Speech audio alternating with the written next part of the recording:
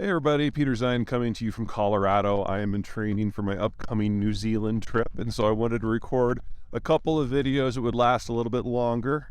So this is the most recent installment in our demographic series, and today we're going to talk about the advanced developing world, a group of countries that includes India, Turkey, Indonesia, to a lesser degree of Vietnam, certainly Brazil. These countries have a lot of things in common, not just in terms of their demographic structure, but their economic history.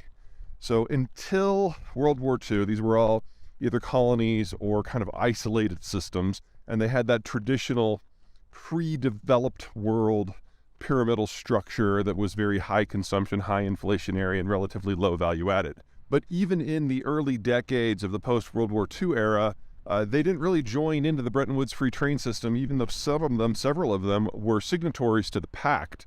They kept their economies to themselves for nationalistic reasons.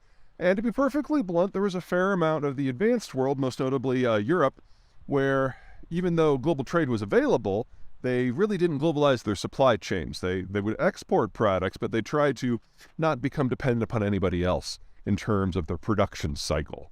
Well, you play that forward until 1992. And what changed in 1992 is, of course, the Cold War ended, and that meant that a lot of these strictures that had made it difficult to do things went away, and these countries came in from the cold for a little bit. Second, in 1992, the Europeans signed the Treaty of Maastricht, which did away with a lot of the internal tariff and non-tariff barriers that existed within the European space. And that meant that the Europeans started to integrate, and especially German supply chains started to link to the rest of Europe. Over the course of the next 20 years, that was extended first as economic links and later as full EU membership to all of the states of Central Europe from Estonia down to Bulgaria, with Poland being the most important one. And that meant that the European space, or if you want to be honest, the German economy, became suddenly this real global powerhouse and started exporting products that were a lot more value added for a lot more product sectors. But most importantly, of course, 1979 was the year that the Chinese started to tiptoe into the international system and then really join in the 1990s and 2000s, which meant that the Chinese were ravenous for raw commodities and would pay pretty much anything to get whatever they needed. This all benefited the advanced countries of the developed world because they could get certain products from the Germans and the Chinese that they couldn't make at home, and then they could work on either raw materials or manufacturing to fill in the niches that the bigger economies didn't provide.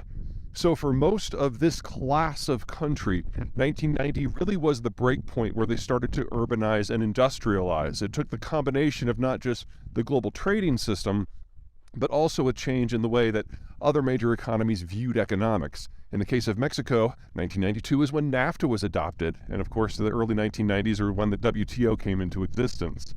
So what this means is that these countries started this rapid process not in the 40s or 50s like, say, the Koreans or the Japanese or the Europeans, but not until the 1990s. But by that point, the process of developing and industrializing and urbanizing was kind of old hat for a lot of the world. So these countries were able to proceed down that path a lot faster than the countries that had come before. So for the Brits, it took 7 centuries. For the Germans, closer to 5. For the Americans, America's a special case, let's leave them out. For the Spanish, it really only took 2 to 3. These countries have done it in 1.5 to 2. And as a result, starting in the 1990s, their birth rates plummeted, in most cases dropping by half to 2/3. So if you look at a population structure of their demographics, it's a pure pyramid for people who are above about age 35, and then it goes straight down in a column. Now, this is hardly a disaster. By having fewer children, more money can be focused on education, on infrastructure, general business investment. And so all of these countries have been moving bit by bit up the value-added scale. If you want to look at Mexico from a value-add point of view, comparing the value of the inputs versus the value of the exports, it's probably the most high value-added economy in the world. So, no slouches in any of these categories. But this has some consequences, because if this continues, these countries are going to age at a much faster rate than the countries that preceded them. So, we're talking about these countries reaching a mass aging impact in really under 20 years. And in the case of the United States, as a point of comparison, the U.S. is going to be a younger country demographically speaking, on average than Brazil in the early 2040s, and Mexico and Indonesia are going to pass by us in the early 2050s, and probably even India by 2060. Now, there's a lot of history to be written between here and there, but these countries all have a demographic moment, and if they take advantage of it to become developed by moving up the value-added chain very, very rapidly, kind of like Mexico is, then by the time they get to these points, they will be developed enough to deal with those sort of demographic consequences. But if they become stuck in the middle, which is definitely what seems to be happening with Brazil, they're going to have some real problems because they'll have gotten old without becoming developed. The case of Brazil is a special one, and it's almost entirely because of China. The Chinese came in under President Lula his first term, and they signed a number of deals to build joint ventures for producing products in Brazil.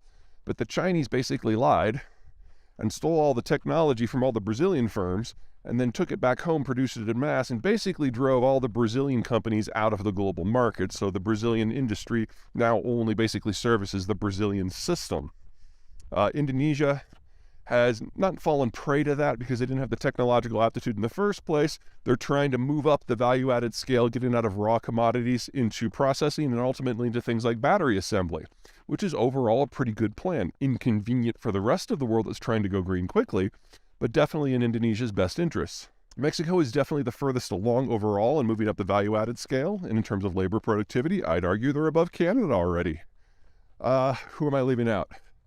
Turkey. The Europeans have integrated with Turkey to kind of be the Mexico for Europe, and Turkey began with a much more sophisticated labor force and infrastructure than the Mexicans had in the 1990s.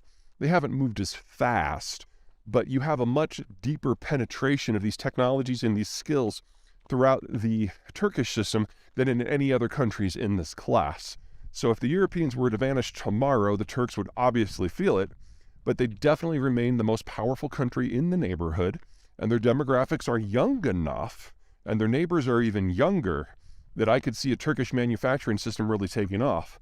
Obviously, this isn't in Germany. It wouldn't be the same quality of product, but it would still be a pretty good result. Anyway, bottom line of all of this is that these countries all have a moment, a historical moment that is approximately as long as the one we've just completed with the hyperglobalization of the post-World War II era. But it is still only a moment, and they all need to really buckle up and get down to business if they want to do well in what comes next. All right. That's it from me today. See you guys next time.